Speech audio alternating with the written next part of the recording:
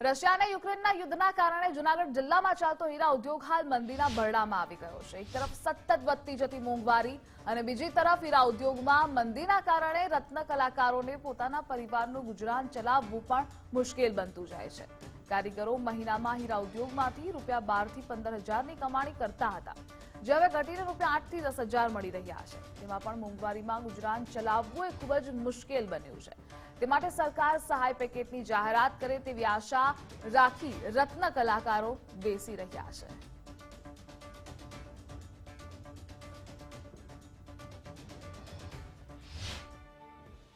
મંદી અત્યારે તો ભયંકર 1.5 વર્ષ ત્યાં સતત ચાલી આવે છે। દિવસે દિવસે માર્કેટ ઠંડુ પડતું જાય છે હીરા ઉદ્યોગમાં।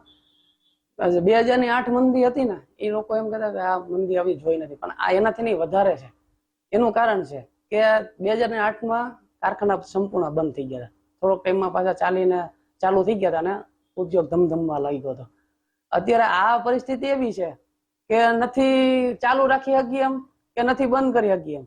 અત્યારે હાલની પરિસ્થિતિ એવી છે કે કારખાનાદારો આપણને મળતા હોય તો એમ કહેતા હોય કે અત્યારે તો આ રત્ન કલાકારો ભાઈઓને રોજી રોટી જળવાઈ રહી, એ રીતના અમે કારખાના હાકીએ છીએ।